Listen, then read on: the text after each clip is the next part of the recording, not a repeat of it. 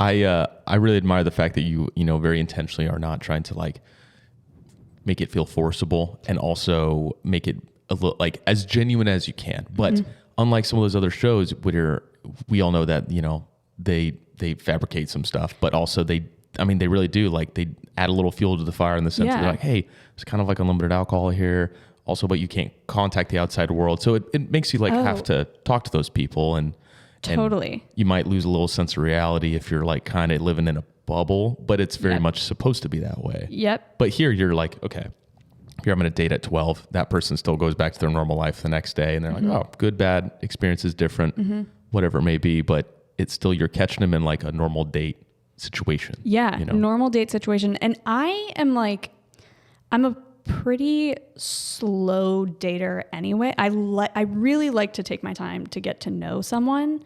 So despite the fact that there has been a flurry of first dates, and by that I mean like shooting started 2 weeks ago and I've been on 6 dates in 2 weeks and met 6 new people. Wow. And there are certainly people that I don't have connections with or see or want to pursue anything with, but I have to like keep reminding myself, you can take your time with this. Like you can be in contact with these guys. They have made no commitments to me. I've made no commitments to them. We're all just like getting to know each other. So there's that. And then the other thing that I wanted to touch on is these dates are totally sober, which is very unusual for a lot of the guys. I'm not like a huge drinker myself, so it's not that big of a deal, but I knew that I'm running an operation here, so I want to be very clear. But yes, some of the guys have said like, wow, this is the first sober date I've had like in years, like since before college. Yeah. Interesting.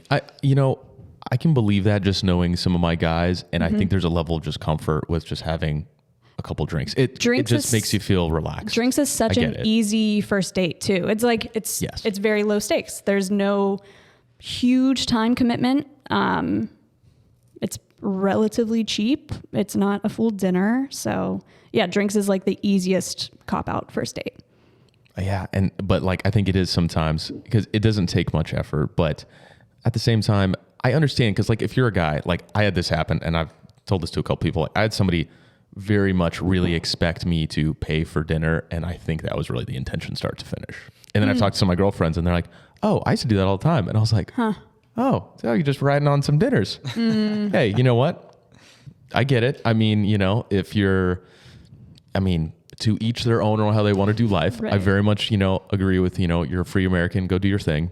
But I was like, what do you expect then when somebody's like, hey, you've just expected them just to like give you some free stuff. And then the stakes are like, that guy is then going to be like, oh, wow, man, like that sucked because all she did was like kind of want a meal, and this for a guy to wash, rinse, repeat, do that a couple times, like they get a little jaded, For They're like, sure. oh, I don't want to do that. No, I'm not a fan of leaving my house enough to put that much effort into like just getting a free meal. I like cooking for myself. Like I don't need you to buy me a dinner.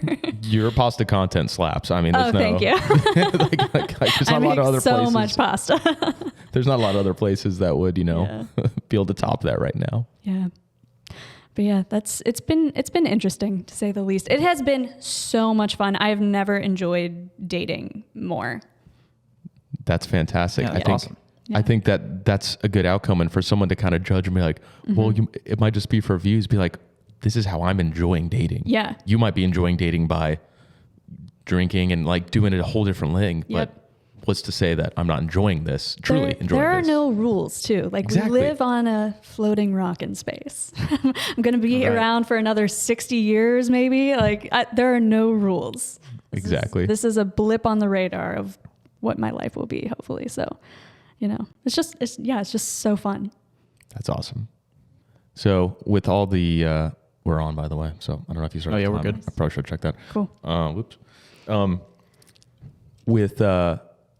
With all the things that we've talked about today, you've definitely shown that you do enjoy process thoroughly. It's been a place where you learn and you become creative and you have a flow state, which flow state is as I've gotten older, I feel like sometimes it is harder to tap into because you're more mechanical and you have to just get more stuff done. Like you're just adulting more. Yep. Like you have tasks that are just, you just got to do them, and it gets you out of being able to get into a flow state. So, you know, what's been beneficial about like becoming such a process type person where you've really enjoyed that? Because I think the longevity of that and then being motivated behind that's really important because as we were just talking about, I don't think people don't tend to want to do a lot. And I don't know what it is. I guess sometimes you get older and maybe you just get complacent, or maybe people don't like taking as much risk as you get older. You kind of learn, oh man, like I've tripped and stumbled a few too many times. I don't want to put myself out there.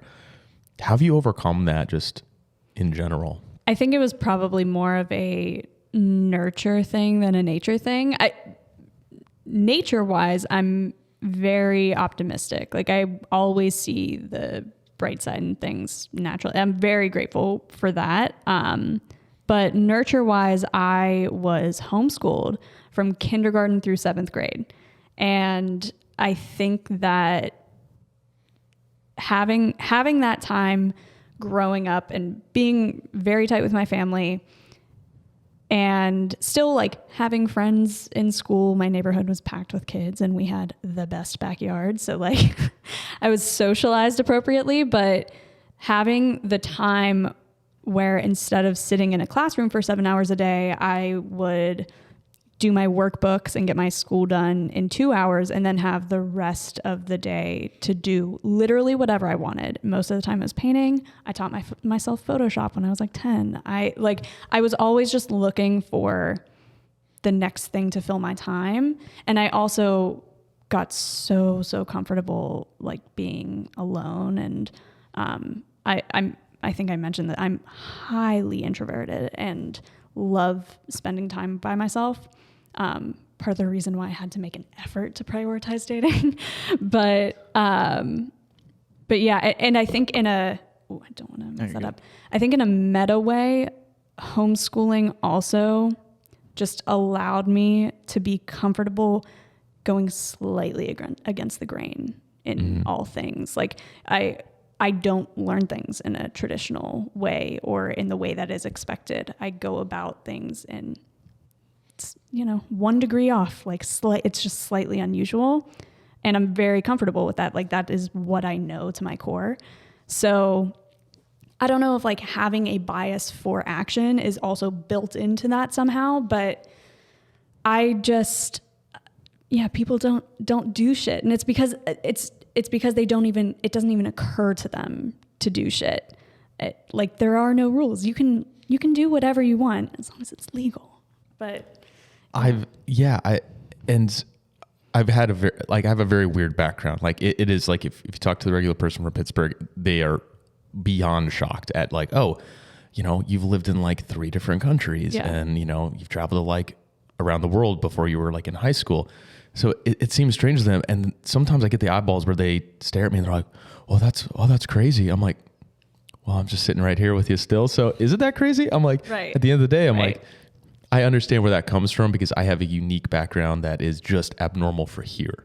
And so I'm more prone to being like, I'm very okay with meeting new people and traveling by nature, just because I grew up that way. Like I went to like 10 different schools total, And so I think it's interesting. It's like a fact about you that I did not know that you were homeschooled at some period. And it makes sense because in a lot of ways, that's how your work and work-life balance structure kind of looks like now.